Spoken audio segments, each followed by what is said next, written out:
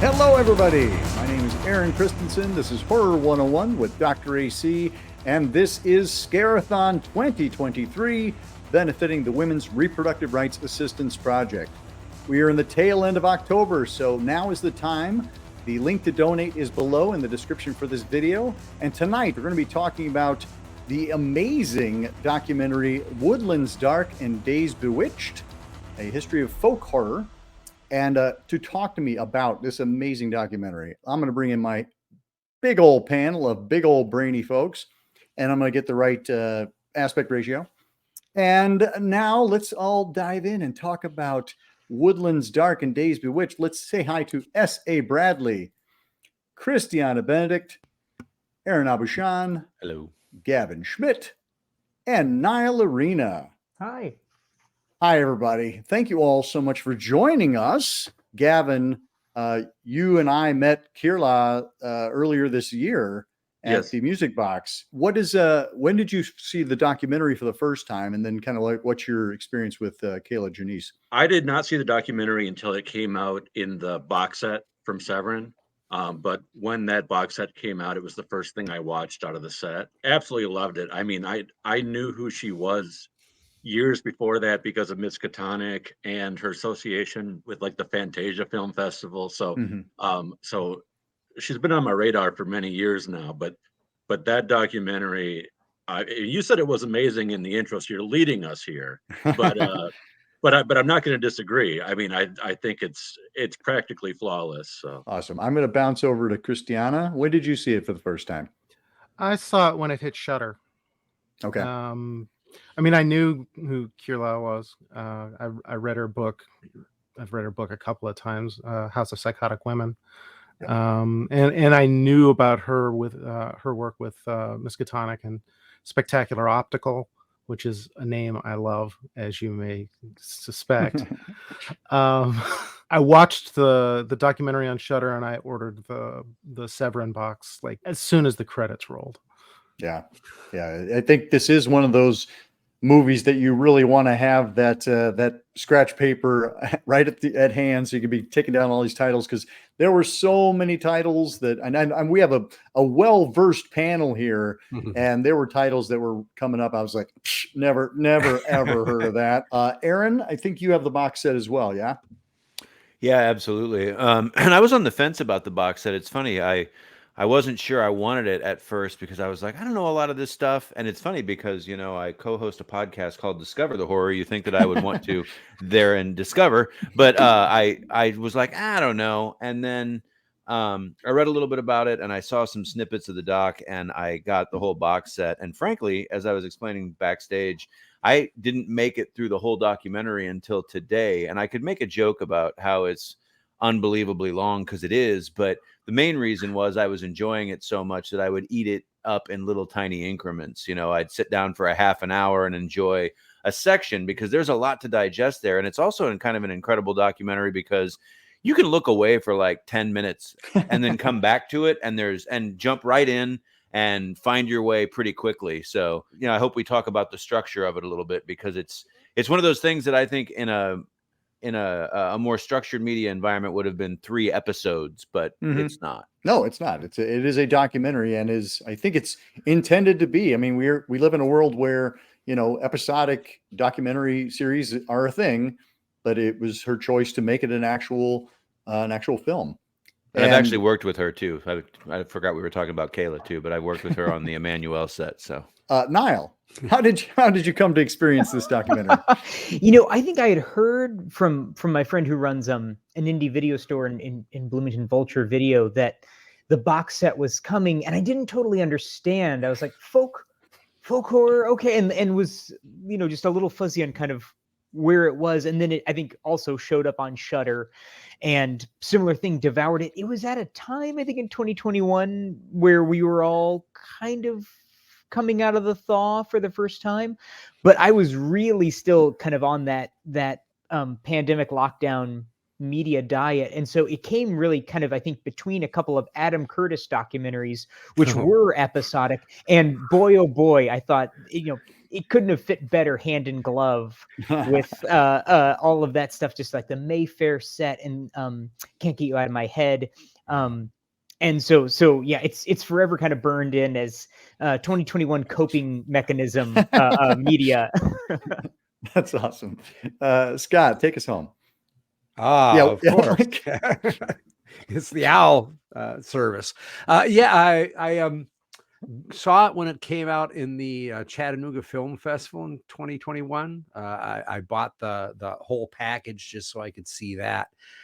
And it was because I had heard of Kier-la before that. In fact, she's part of my book. I use some of the information that was in, I think it was called Satanic Panic, which is a book that she edited with someone else. And there was some stuff in there that I used. And I knew a friend of hers. So I, of course, read House of Psychotic Women, fell in love with that. And so there were a couple times that I had my brushes with Kier-la, although we've never met. And I was really excited to see this because I had heard quite a bit about it. And before this documentary, I kind of thought that I knew a lot about folk horror. I had done a podcast early on in my show where I did all this research. I watched the Mark Gatiss talking about a 3-set thing. Gatiss went down the idea of an hour per piece, and this obliterated that within the first half hour. Completely talked about everything that he did, and so I really enjoyed it. And I was sweating while I was watching this documentary the first time in real time, trying to keep up writing, because here was this person who thought he was somewhat an expert on folk horror. And I'm going, I have never even heard of this thing. What is this weird children's show with mice that are talking and stuff? It's like, wow. Yeah. So it was really interesting. And I rewatched it, I think 3 times now, but never in that full thing as I had the first time. Yeah. That really is the joy of being a well-versed horror fan, and then just having somebody go, oh, but you haven't seen behind this door. And you're like, all right, great. I met Kier-la at Fantasia in 2012.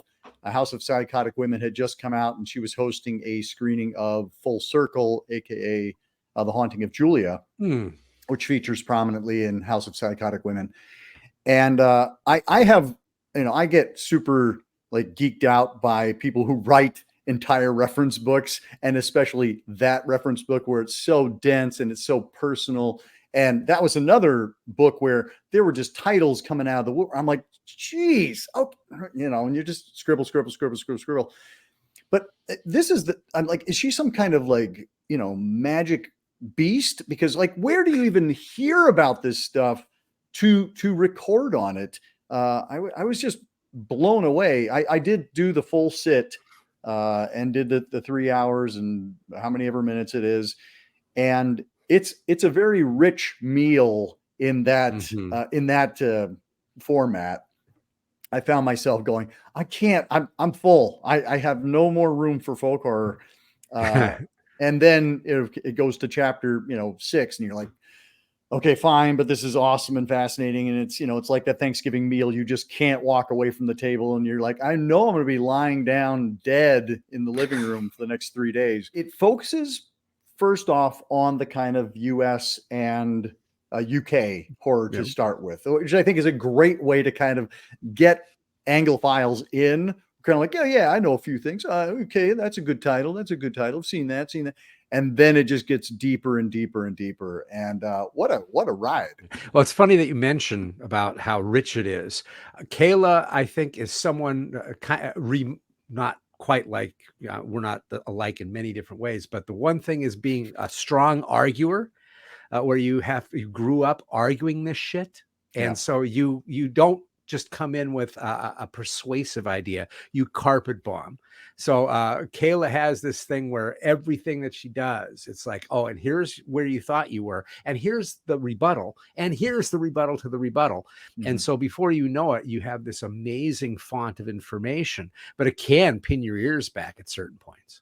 Yeah. And that's just that she's kind of anticipating what she expects the reader or the viewer to say, Gavin, I just want to kind of bounce back to you really quick. What do you have like like where was a moment in the documentary where you're kind of like, wait, I'm in over my head, if you ever had that experience? Oh, I mean, pretty early on. Of course, as you're saying, like the first chapter or two focuses very heavily on the unholy trinity, and then it kind of deviates into the English literature background. And up to that point, I'm like, okay, yeah, I'm on board here. And then once it expands, I naturally just had an impulse to fight. Like not violently, not aggressively, but like verbally being like, wait a second, no, are we letting this in? Can we let that in? I don't know. And I still right now, I've seen it twice, and I'm still having that debate with the documentary, because a lot of it I'm on board with. Let the Japanese stuff in, let the European stuff in, obviously, sure. But then they got me at the voodoo, and I'm like, I don't know, and I don't know why that's where my line is. But to me, I'm like, no, voodoo is something separate. That's not folklore, and I can't even define it. But yeah, absolutely, like it is a path where at some point I think the viewer is going to be like, I don't know if I'm with you here. I'll take that ride, but I don't know if I'm with you. Well, I think that's part of what this thing does. And it does a thing that I often find myself disinterested in if somebody is telling me what the shape of the genre is by finding its guardrails for me. But what this does is explores different people's ideas of what's possibly able to be included. And it's kind of fun. I mean, I like how they start with Jonathan Rigby, because he often gets credited as the guy who came up with the term. And then they kind of everybody starts to add in their sort of pieces of it. But for me, it was like we get to the Texas Chainsaw Massacre, and I'm like, okay, well then everything, literally everything. Saw is folk horror, Friday the 13th, absolutely folk horror, and so I was like, what isn't folk horror at the end of this? The Exorcist is folk horror if we're including what did they include? Something very urban, and they kind of made an explanation for it, and I was like, well, then that's The Exorcist. Then we put The Exorcist in folk horror too. So I think that you're absolutely right, though, that there's going to be a conversation that people are going to have with themselves throughout this film where they go, no, okay, I'm back in. No, okay, I'm back in. Christianne, did you have well, something? yeah, one of the things that I like about it, you mentioned that, this is somebody defining the shape of a genre. One of the things that I like about it is that I don't think it really does that. I think it really more depicts the concept of folk horror less as a sequence of films that have evolved, and instead looks at it sort of more like an ecosystem where you have a bunch of interlocking tendrils that are sort of tangling up into like a big wicker basket. I famously have a pretty liberal definition of what any given horror thing is. So it doesn't bother me that it decides to rope in the Texas Chainsaw Massacre. I can see that. I mean, it's totally Sonny Bean, which is totally a folk story. And you can look at something like Raw Meat or The Hills Have Eyes in the same sort of light, and that's fine. And I don't mind the arguments. I don't really care about the guardrails. Well, and that kind of is the tenor of her book, House of Psychotic Women. I mean, that is incredibly inclusive. Pretty much any movie that has a woman in it, she finds a way to kind of like thread it through, because that journey, that book is about her journey of healing through horror. And so anytime she's seeing a character that she's identifying with in a movie, like she threads it in and makes, as Scott said, makes it a very compelling argument for its inclusion. Yeah, one of the movies that's in the Severin set for the anniversary of House of Psychotic Women is Identikit. Yes. And I don't think I would have ever conceived of that as a horror film. I mean, it seems, I don't know, giallo adjacent, but seeing it through her eyes, okay, I can see that. And I've had that experience with a couple of other films that she talks about, like Secret Ceremony is another one. Her approach kind of demolishes the barriers between subgenres. Nile, if I can bounce to you really quick, you were talking about watching it, juxtaposed with the other documentary, like the fact that this is her basically her feature debut. Like she's done, she did like several of the featurettes for that box set. But this is a very kind of assured debut. How was it for you, kind of like watching it juxtaposed with other documentaries at the time? Well, it's interesting because the documentary about movies, but specifically the kind of, I don't want to say scholarly, but almost scholarly. And I think this one, kind of definitely does play with that. But I'm thinking more of like Jodorowsky's Dune, or even things like Room 237. And this isn't like thumbs up, thumbs down on those, but I struggle a little bit with the value of those. Beyond kind of a fun way, if you already like these things, it feels more like and I'm showing my very specific age, but growing up in the day of robust DVD special features, Right. I think that's what a lot of those feel like. Like Room 237 feels like the best Shining DVD if Warner Brothers relaxed a little on their release. This felt different. This felt like something that was really thought out, but in that kind of very powerful, kind of a documentary as a video essay. There's the scholastic approach, but then there is this kind of world bringing in, but a way of also seeing and thinking about things, whether they look like the Wicker Man, or they look like blood on Satan's claw, or whether they look like something that we've seen many times, but we don't think about that, even something like The Last Wave, or Texas Chainsaw, or The Skeleton Key with Kate Hudson, even, but a way of kind of thinking about those things. And I think that's, part of its value and kind of its enduring value to me as a work on its own is thinking about, I kept thinking about that, quote, and I can't remember who it's attributed to now, but that film noir isn't a genre, it's a style. And really thinking that folk horror could be applied, kind of the same way, that if you see it through this lens, well, sure, you could kind of, and that doesn't mean you have to reorganize your horror film subgenre collection to put, okay, Texas Chainsaw Massacre is now over with Robin Redbreast, but that it's a way of kind of seeing those things. And I thought it was so persuasive, but also as a way of kind of understanding what was happening to us at a time when after the pandemic and the tumult, kind of therein and thereafter.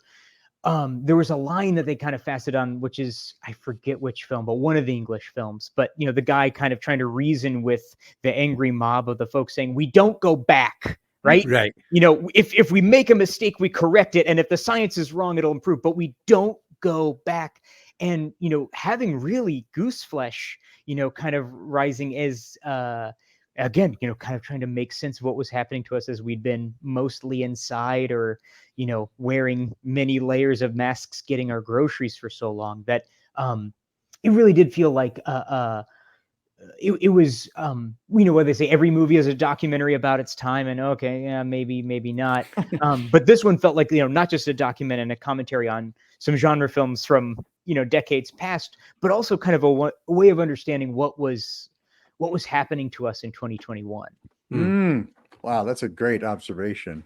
One of the things that I really liked about her presentation, and again, why I refer to her as such an assured filmmaker, was not only does she have the courage of her convictions to go and present a 3-hour documentary about some very obscure films, but also the fact that she uses this, she has a great style with the animations by Ashley Thorpe, and Guy Madden has some contributions as well. Ashley Thorpe, by the way, did contribute an essay to the Hidden Horror Compendium that several of us contributed to.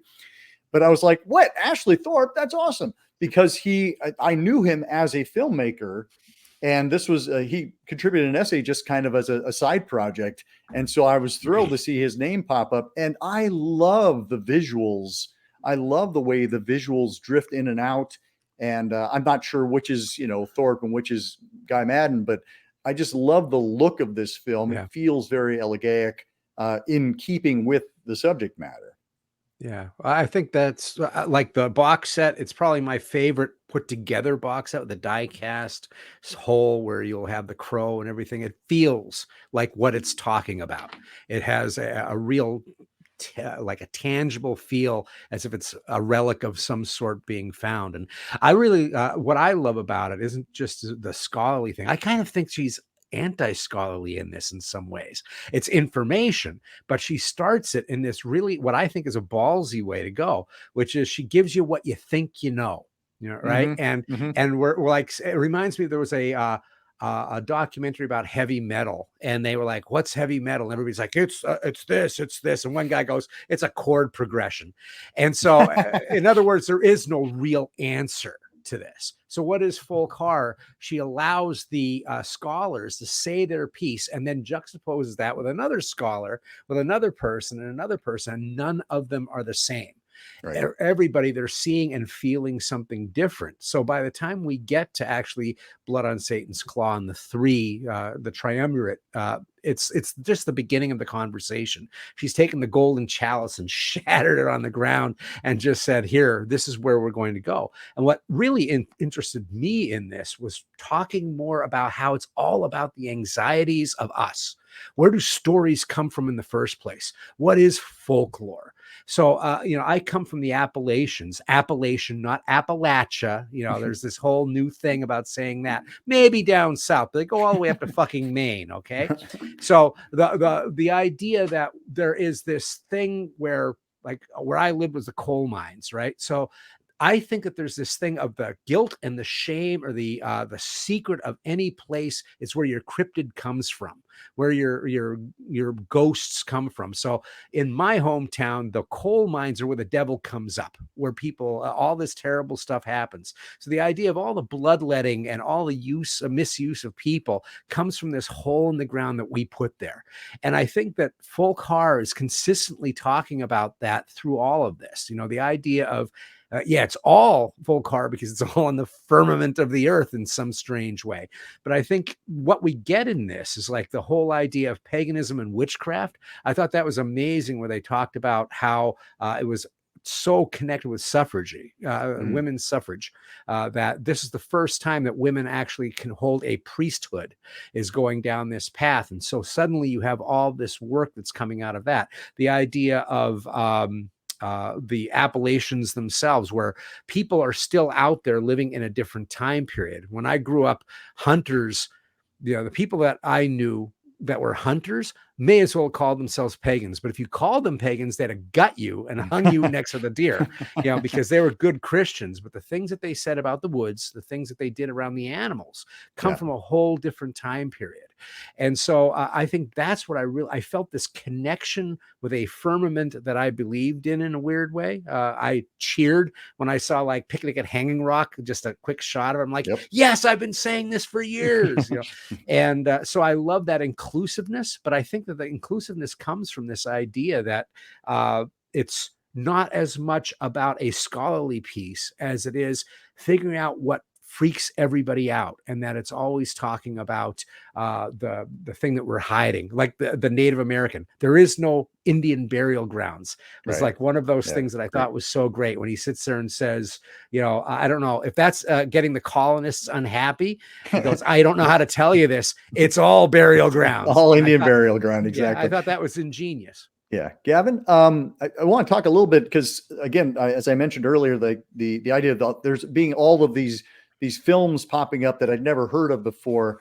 And I did scan through the Severin box set. Most of it was just obscure and things that I was only aware of from the documentary. Have you dived into that box set? I love Severin. I think Severin is the best boutique label out there today. Sorry, Vinegar Syndrome.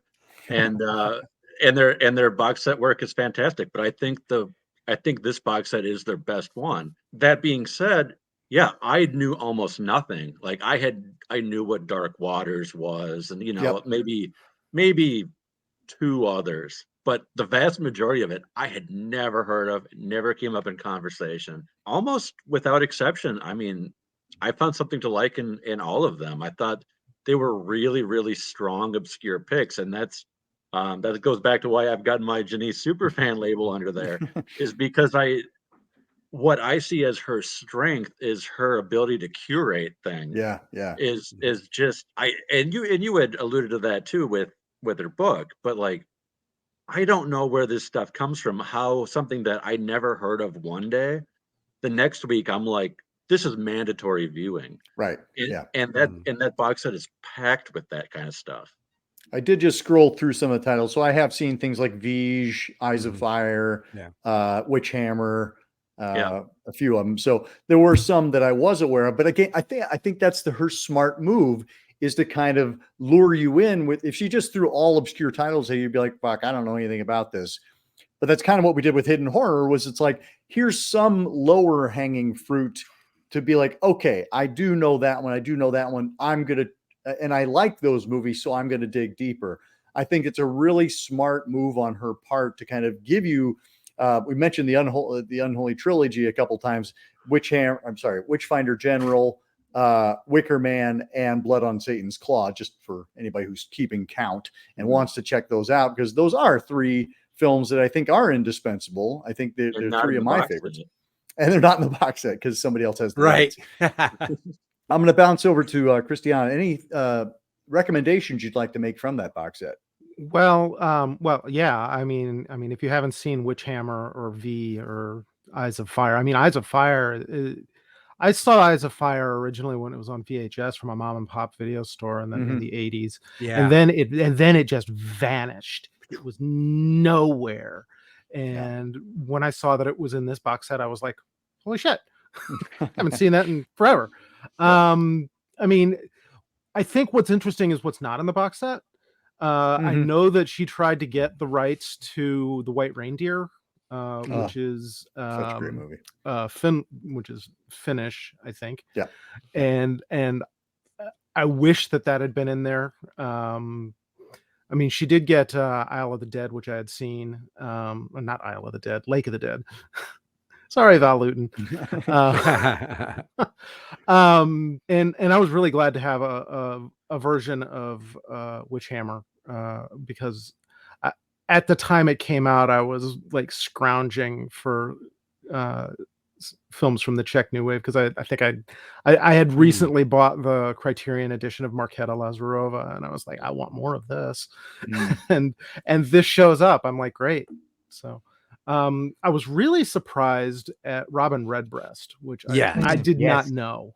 I didn't know that. I didn't know that at all. But and it's not surprising, because I didn't grow up with British TV. And that was like, well, how do I not know this? How is this not a thing? And how did the BBC lose this? Because I mean, what they have, the black and white version, is not what they aired. It was in color. And they misplaced it, like they did with like the early Doctor Who stuff, and with the Quatermass experiment, which we talked about a few months ago. I mean, the lesson there is that the BBC should probably not be in charge of curating their own stuff.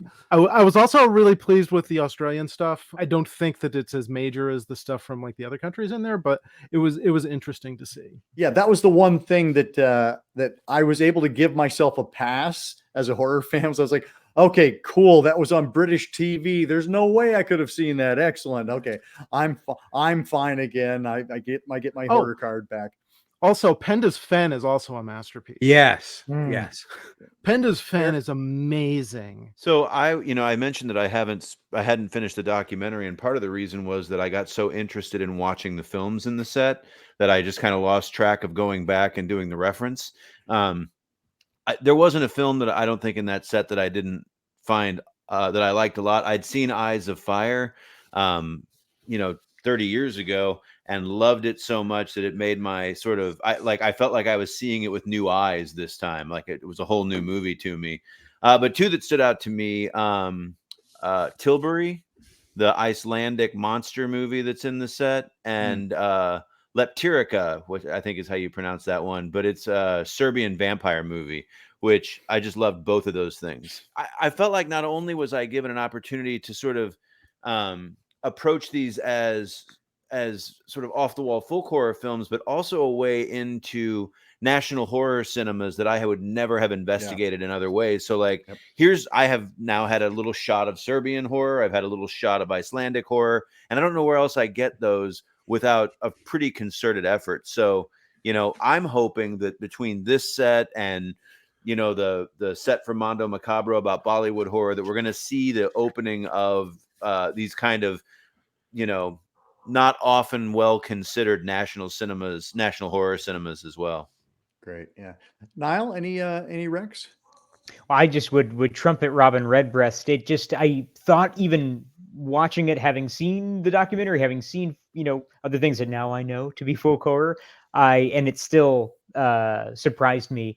But the only other thing, I don't know if it's in the box set, so I'm very sorry if this is, but it is incorporated into the documentary, is just to trumpet Messiah of Evil. Oh, sure. And it may have been discussed before, but just the visuals of that for anyone who's just looking for something else to dive deep into. It's not from afar off culture. It's a United States film, but I still think that one, and thinking about that one in terms of folk horror, was really interesting to kind of see incorporated, and kind of like had me lean forward, because part of the reason it maybe isn't more well known is because it's so hard to kind of put on a shelf. Like, well, what is it? Is it vampires? Is it, zombies? Is it just, spooky seaside town? So that was great. And then the only other thing I would say is kind of a reconsideration of A Field in England. It was nice to go back to that. Not that, I had kind of dismissed it, but it was so odd the first time I saw it, and having loved Kill List and Sightseers, it was like, okay, well, we'll see this. And then like just being so puzzled, it was nice to kind of, have some words on it, have some thoughts on it, and to kind of see it with fresher eyes again. Oh, that's great. I've forgotten that had popped up in the documentary. And Messiah of Evil just is given just the smallest piece of in the documentary, but that's a movie that's celebrating its 50th anniversary this year, 1973. And again, I think it kind of it shows up on all these public domain box sets. And so, it can be seen, and perhaps has been seen, and kind of has filtered its way into our vernacular. But I think it's one that gets forgotten all the time. Like, people just don't talk about it as the kind of micro budget masterpiece that it is. I love that movie. And it was good to see it pop up. And again, I wish she talked a little bit more about it in the documentary, but would it have killed her to go 3 hours and 20 minutes? Come on. Right. Well, I'm just sad that she didn't hold out to be able to see Meg 2, so that they can get to the sacrifice to the shark god at the end of the film. And that's Ben Wheatley, right? So it is. It's Ben Wheatley. What the hell is he doing directing that film? That makes me want to pull my fucking eyes out. I couldn't believe it when I saw his name on there. Ben Wheatley needs a paycheck, damn it. Oh, yeah, I guess. I was like, holy shit. I certainly want to recommend things that are in the box set, but one of the things that was mentioned before was not seeing these BBC children's shows, which one of the things that I talk about, I talked with Kat Ellinger. Yeah. She was on my podcast, and I said, I can't even think about the American public watching those children's shows like Children of the Stones and the Owl Service and all this. They'd have fucking strung the PBS up by their ears if they tried to do something like that in the 70s.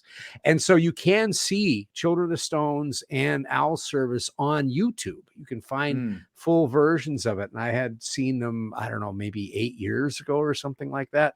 Hopefully that they're still there, but they're well worth seeing, because you get to see how these were children's shows. This wasn't done for adults. This was young adults. And it's amazing how well constructed those are, and how intriguing they are. When it comes down to ones I would recommend is Clear Cut, which is one that just kind of fell through the cracks when it first came out. And it's a very intriguing look at a white lawyer going into a logging company, and you're dealing with indigenous activism. And so it's an interesting deconstruction of what you normally see in movies that are like that. I would say Allison's Birthday is another one that I hadn't seen in a long, long time. I just really loved how good it looked. And people have already talked about Pendas Fenn and Robin Redbreast. I think they're kind of like the standouts because they're unexpected in how high quality that they are. And I had never even heard of them. I'm intrigued in how different cultures use cinema and what certain cultures think is frightening as opposed to what we tend to think is frightening. So those pieces there, I think, really make for the box set really singing, to give people who think that they're really jaded horror fans that have seen everything, you'll see something that's a little bit offbeat. It was never my intention for this to become a big commercial for the box set, but I feel like, and I don't think the documentary is set up that way at all. I mean, I think it is very much as a documentary, and it's set up to be an introduction. But what I do think is great is that, you know, it's kind of awful when you have a whole bunch of titles introduced to you and then you can't find them, you know. And so this is great in that, you know, here's this documentary, opening your eyes to these, and there's access to them, you know, immediately. So I really dug that. We could probably talk on and on and on, but we're going to go ahead and wrap this up. Thank you so much, all, for coming on the show. Again, this is Scare-A-Thon 2023, and it is in service of the Women's Reproductive Rights Assistance Project, raising funds and awareness. The link to donate is below in the description of this video. We're in the closing days of October. Please make a contribution. This is a cause that's very important to myself and my guests. Again, thank you all so much. It was a great conversation, as I knew it would be. Thank you. Until next time, keep searching, keep exploring, and keep sharing the scare.